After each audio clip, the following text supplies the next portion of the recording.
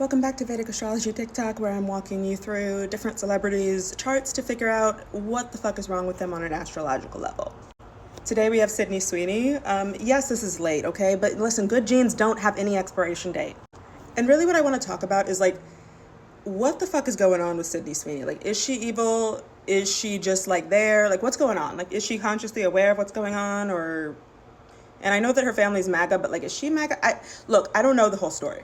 I'm not a stan, but I do have her chart, so let's run through it. So essentially, Sydney Sweeney's chart is laced with contradictions. She's incredibly attractive, and this chart screams somebody who's going to be undeniably attractive. She has a ton of Purva Falguni placements, which is known as the attractive placement in many different ways.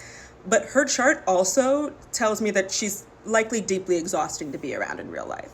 It's not that she's a bad person, it's just this chart screams that she doesn't have an idea of who she is or what she's doing. So she has that Purva Falguni Sun conjunct Rahu, Midheaven, and Black Moon Lilith. And so really, this is fame magnetism, right? This is making her that star. But also it has shadow princess energy because Purva Falguni is only going to really seek out its own pleasure, not really caring about what happens to others. She wants to be adored, desired, chased, envied, but she doesn't want to be fully claimed in any way that risks her losing control. And that results in her essentially having kind of floaty, flighty type of vibe. She wants to be a fantasy, a femme fatale, a muse, but that Rahu and Lilith conjunction at the top of her chart means that this essentially can turn into self-sabotage, paranoia, and really overexposure, which I think is the biggest issue for her right now.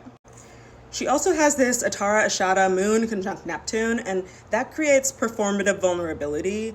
It's somebody who knows how to play innocent, broken, dreamy, I'm just a girl, but she loses track of what's real and then what's just effective, right? Because the moon is your emotions and Neptune is delusion. Uttara Ashada is very controlled as a placement. It's ruled by the sun.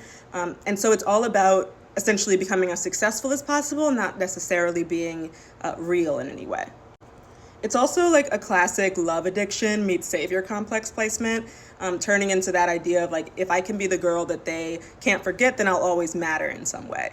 And it also feeds into that public confusion because it makes everybody project onto her, because then we don't know if she's naive, if she's calculated, or if it's both. Spoiler alert, it's both.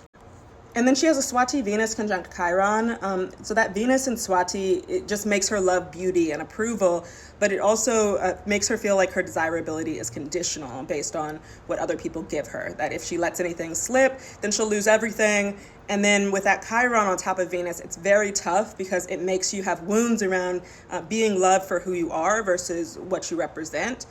And so this creates this sense of people loving you for the idea of who you are, and nobody staying for really who you are deeply, and that fuels the performance of her overall chart.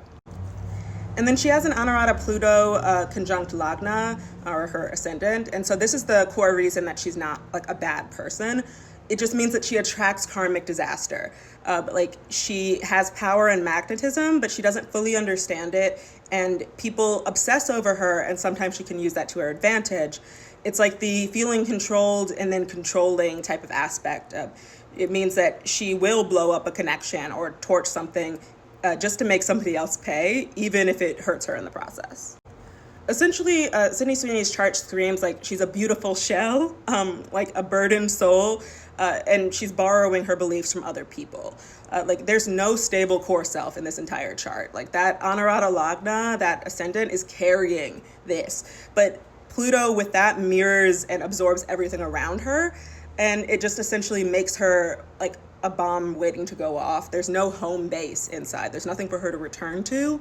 And then that Purva Falguni Sun, Rahu, Black Moon Lilith conjunction, along with her MC, says it all. It means that she's broadcasting versions of herself out to other people, but none of them are fully sticking. So none of them are really her. And so ultimately, Sydney Sweeney probably doesn't even fully know what she believes. That Moon Neptune conjunction in Uttara Ashada is fake idealistic, built on more vibes than anything real. And if her family's beliefs are strong enough and loud enough, then she might not resist it outright, because resistance would force her to actually have to build an identity on her own. And that's terrifying for somebody with this kind of chart. So she would opt for neutrality, even if it isn't truly neutral. And so ultimately, she's polarizing not because she's offensive necessarily, but because she isn't like anything. Like she's just kind of a floaty person. Like people are unnerved by her because they can't pin her down. She's hot, but she's not warm. She's successful, but like not likable. She's visible, but she's not grounded. And she's talented, but nothing about her makes you want to trust her. And that Venus Chiron conjunction in Swati screams like, I want everyone to love me, but I don't even know what there is to love when I'm alone. So in conclusion, Sydney Sweeney isn't evil, but she is dangerous to people who fall in love with that mask because there's nothing really behind it, and she doesn't really know what's going on either. So follow for more.